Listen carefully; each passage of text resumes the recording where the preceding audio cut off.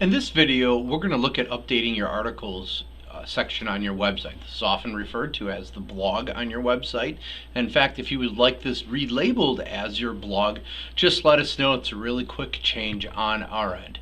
Now, let's go ahead and look at your articles page as it's currently set up.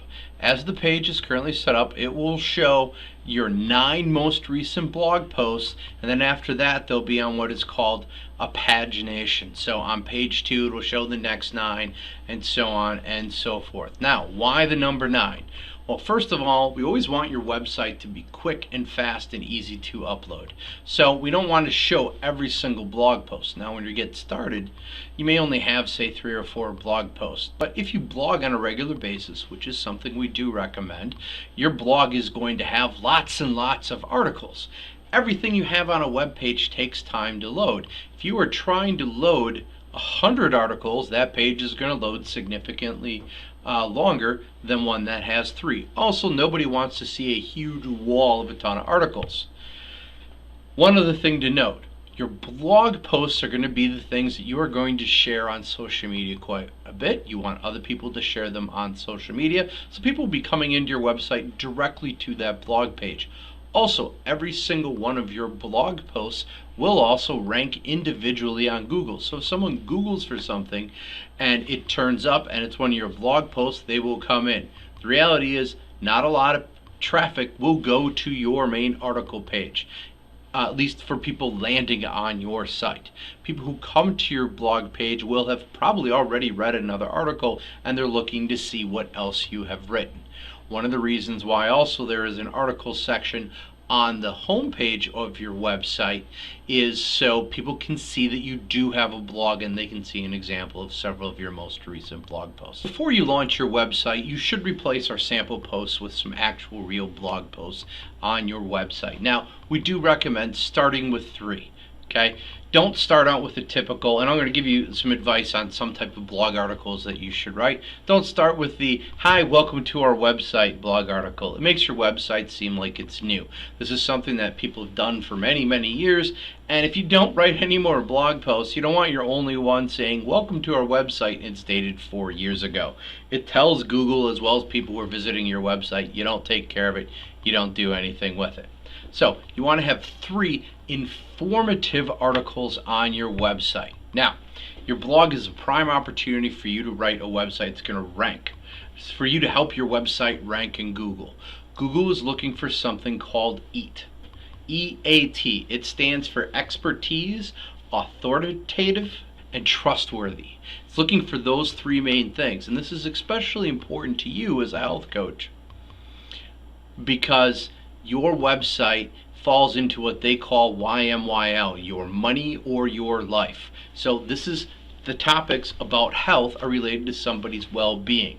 Google really looks at those EAT requirements in any of your blog posts to help rank web pages, especially those on your money or your life pages. So keep that in mind. Now, there's several different types of blog posts you should consider writing on your website.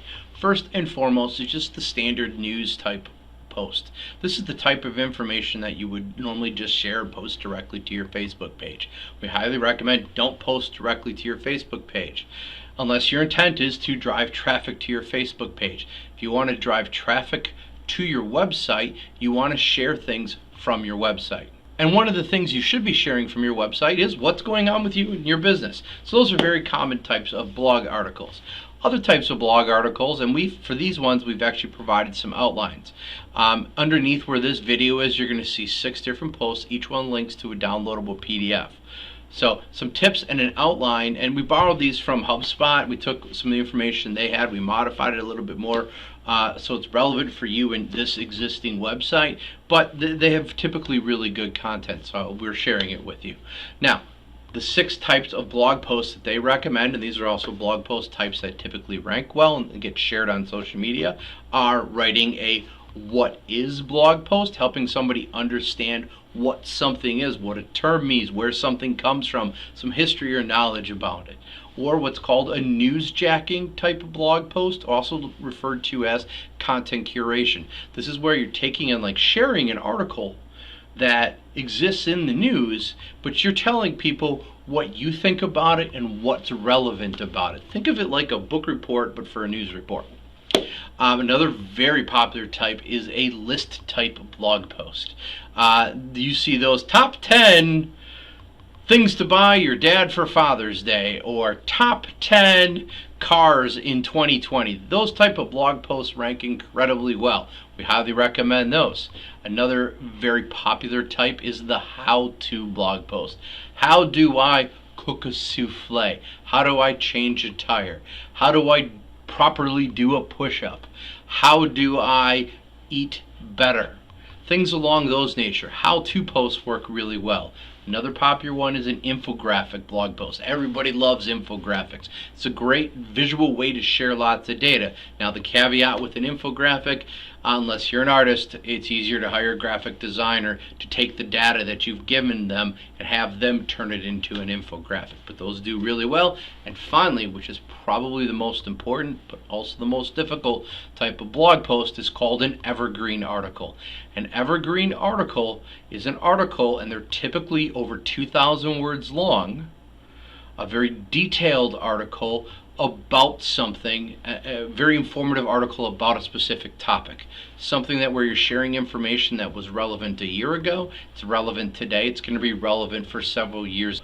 Like an article about the history of something, or if you're in the IT world, an article about the difference between RAM and the CPU on a computer, or a very long form article about the importance of diet for people with type 1 and type 2 diabetes. Those are very good, long, informative articles. Google also loves those articles.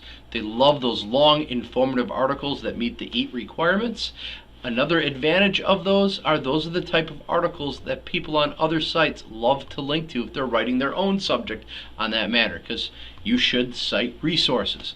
If you remember back in high school when you were writing those papers, you had to cite your sources and what book it came from and the author and everything else. Well, on the internet, it's you hyperlink to these other sources. So evergreen articles are a great source for people to hyperlink from.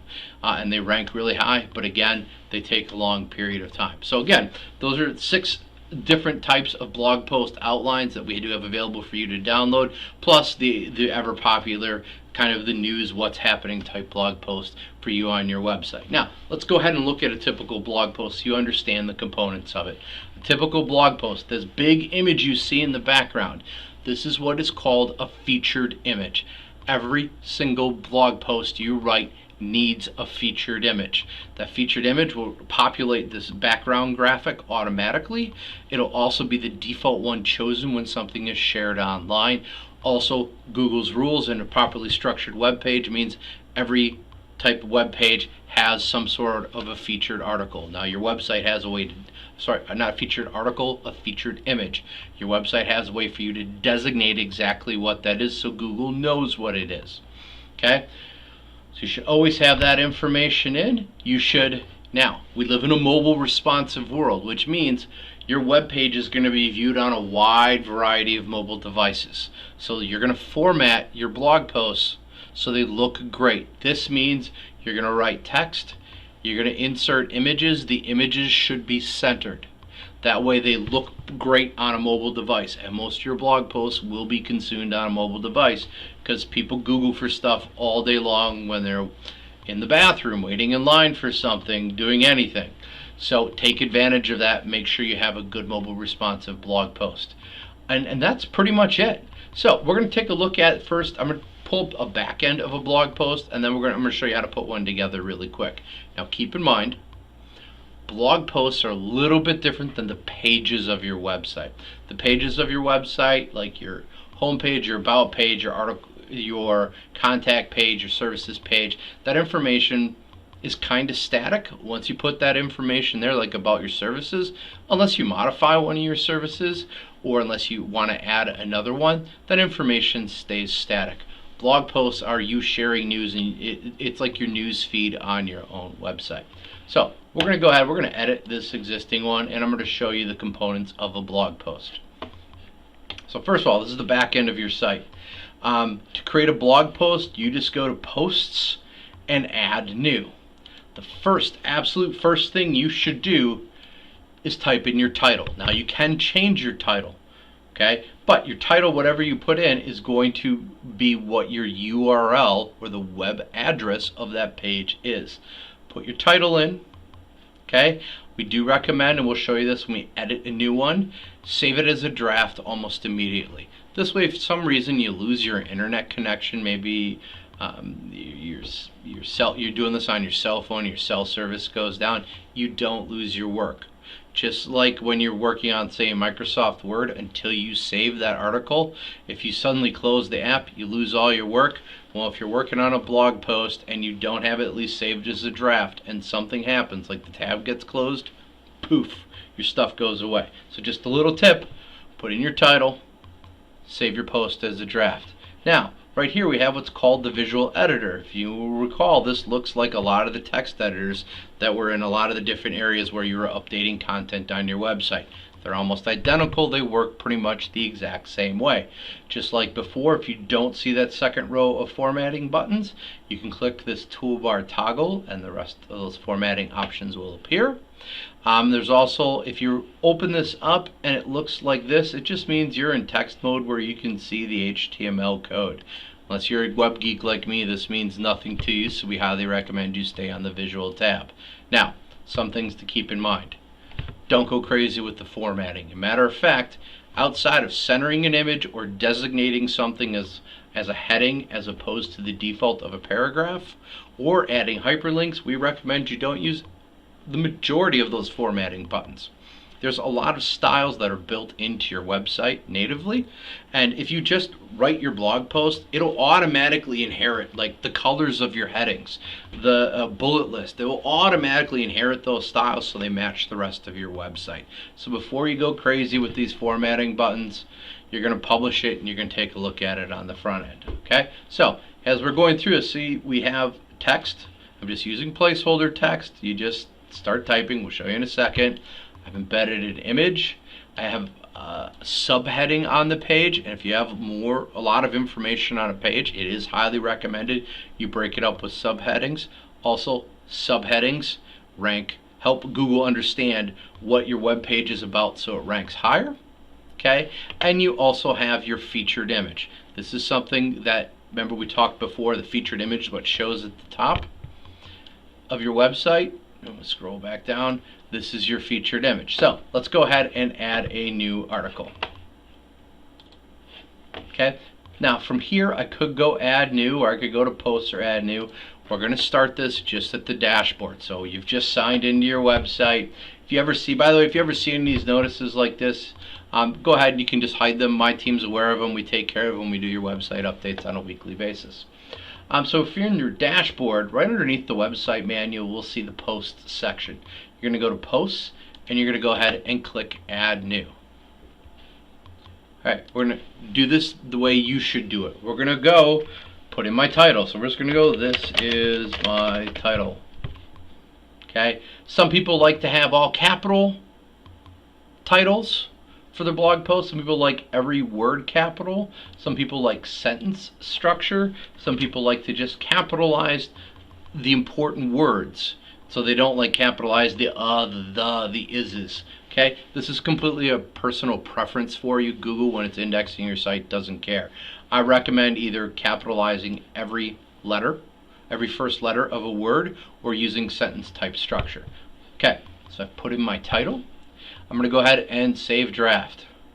At this point, I now have my URL for my page. Remember, I can change this to something else. And I've saved it, so if I close my browser, in fact, we're going to go ahead and open up another tab so I don't lose this. I'm going to go ahead and close this browser. And notice it saved my work. I'm going to refresh this page, and I can still see my existing blog post. This way I didn't lose my work. We're going to go ahead back into it by either clicking edit or the title. Okay. Now I'm going to go ahead and start typing my information in. Now, because this is a demo, I'm just going to copy and paste in some plain text. If you are copying and pasting in from Microsoft Word, say you've already written your blog post in Microsoft Word, you want to click this option and paste it as text. Okay, Microsoft Word, like, so you can see it right here, it pastes in rich content, which adds a bunch of other stuff. And basically, when you paste it over from Microsoft Word, it's going to try to format it like it was in Microsoft Word, which will often make it look like it doesn't belong on your website because the styles of Microsoft Word don't match your website. So we recommend just paste it in as plain text, publish the post, take a look and see how it looks at, and chances are it's going to look great just by default. Okay, so we've added in a few paragraphs. Now it is highly recommended that you break up every few paragraphs with an image. Depending on how long your content is, a good rule of thumb is when you're on your desktop or your laptop and you're reading a web page, every single time you scroll that web page down, you should never be staring at a complete block of text. You always want to have at least the start or the bottom part of an image or an image someplace so it's visually engaging. So at this point, I've added 2 paragraphs. I'm going to hit enter and I'm going to click add media. It's going to default to my photo gallery. Now you can, if you go into the website manual, there are videos on how to set up these different gallery types, but we're going to skip over that right now because we're just, for the sake of this demo, we're just doing the basics. I'm going to go ahead and click on media library and I can see all of the existing images I've already uploaded to my website. Or I can upload something directly from my computer. In this case, I'm just going to reuse an image from the website. We're going to grab this picture of some potatoes. Nah, I don't want that. We're going to grab this picture of this person sitting tranquilly at a lake. Scroll down. You'll see there's some attachment display options. How do I want it aligned? Center all of these images. It will look significantly, it'll look significantly better on mobile. Okay, if I link to, by default you want it to be none. Okay, if you want an image to be used as a button, you can change this and select custom URL. But normally you're going to want to do none. For size, you'll see the default sizes for the image. Okay, this is probably not the best image. It's a small one. It's only 250 pixels by 250 pixels. I'm going to change it. And this one's a little bit bigger. Okay, this is a different version of that image, and you can see I got different image sizes. So it's always the horizontal width by the height. So we're going to go with the full-sized image and click Insert into Post. By the way, there's another video tutorial in the video library on just how to do blog posts. If you don't like this one, you can watch that one as well. Okay. Now I added it, and actually when I changed images I forgot to retell it to be in the center. So that's very easy to fix. I'm just going to click on the image and I can see all my alignment options. So I'm going to line it back in the center. I'm going to grab some more placeholder text. I'm going to drop it in. Now just for the sake of this example, I'm going to pretend this is a block quote, like somebody is speaking, or maybe I'm quoting somebody else from my article. To format that, all you have to do is highlight what the block quote is and click block quote. We'll take a look in a second. You'll see what that looks like. And I'm going to take this next section and we're going to turn it into a list so you can see what a list looks like.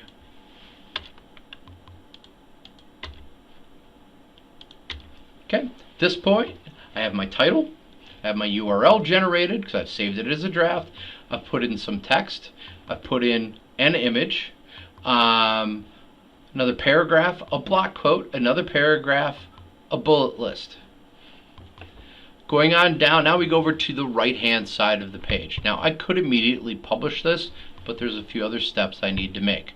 Number one, I have categories. Your default category on your site is news. You can add additional categories, and as your blog grows, you can contact us and we can modify your navigation so it might show like a sub drop down so people can sort by those categories, or you can just leave it as a default. Again, there are additional videos on that in the website manual.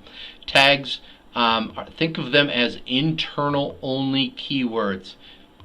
90% of all blogs don't use tags anymore. They're an old thing. There are articles in the website manual about tags.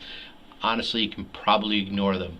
Way back in the day, When search engine optimization was a thing, these would be the keywords that you wanted your web page to rank on, and it got abused. They're no longer given any page rank whatsoever.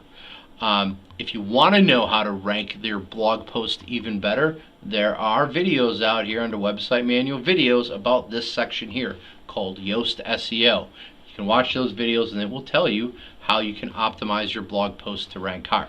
Now, moving on, the one absolutely final thing you need to do before you publish it is you need to designate a featured image. This featured image, again, it's going to be the default image that is shared on social media. It's also going to be that big image that goes across the top of your blog post. Okay, it can be the same as your post that you've already put in. I usually like to use something slightly different. That's just a personal preference. So I'm going to go ahead and grab this picture of the water lilies and set that as my featured image. Now, if you notice, as soon as I changed this as a featured image, over here on Yoast, you can kind of, by the way, this is an example of what it's going to look like if it ranks in Google. You've seen that image has already changed. Now I can go ahead and publish this. Go ahead and just click publish.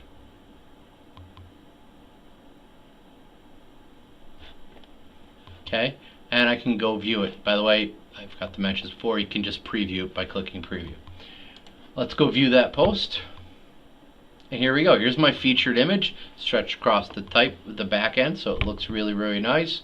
My few paragraphs, my inserted image, another paragraph. Notice the block quote. It's automatically indented with some additional styling. Now, if we go back to the front of the website, you can see our new blog post is listed in the first position because it's the most recent.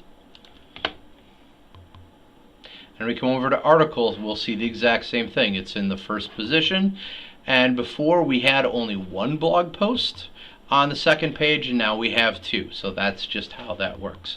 If you do have any questions, you can feel free to get hold of us at support@thebbsagency.com. But until then, happy blogging.